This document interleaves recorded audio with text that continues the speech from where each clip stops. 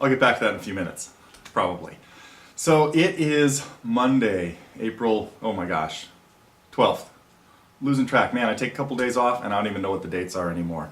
But just got a couple quick things I want to mention today. We've had a lot of cool things happening. You know, we always have stuff going on behind the scenes that doesn't always see the light of day till long after we've been working on it. And I want to let you know what's going on with a couple threads happening on the forum. The introductions thread is definitely a work in progress, but we are getting it. We're getting all the info we need to the people that we want to fill out and all that kind of stuff. And I really appreciate everybody's still chiming in and staying in touch with all the new members, which have been considerable lately. So anyway, it is definitely on an improvement plan, and we got it. Anyhow, we got it working. So at least pretty much the way we like it. But there have been some other really interesting threads going on, and one of them I guess I do have to put to rest the George Harrison thing, and that is my answer. The answer to the question that I was looking for, by the way, was found in the documentary, in the behind the scenes part of the Bangladesh movie, where the guys that put the album together mentioned that when they made this record in 1971, they did, at George's insistence or George's recommendation, put in a secret message that because George had always been talking about the fact that people thought there were always these secret messages in Beatles songs. And again, there may have been.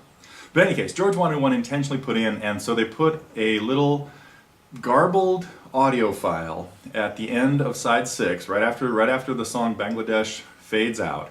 There's a little bit of noise, and that sounds like mumbling. And if all goes well with this post, that audio file, both forwards and backwards, will be here right next to me. If it's not right now, it will be soon. I'm working on that. And you can listen to it yourself and see if you can decipher it. So Pete had some really interesting suggestions, bringing up this book, a fabulous book. Very hard to find, probably. This one is not available for sale, certainly not from me. But it's George's kind of autobiographical book, well, very autobiographical, called I, Me, Mine.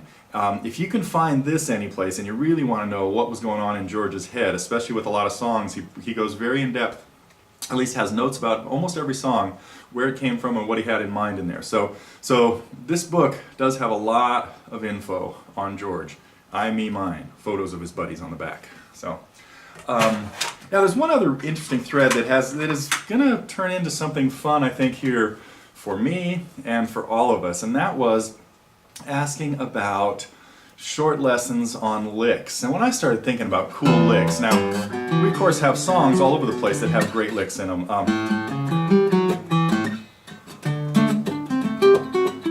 Oh, that one's not there yet. And there are a lot of non-Beatles licks.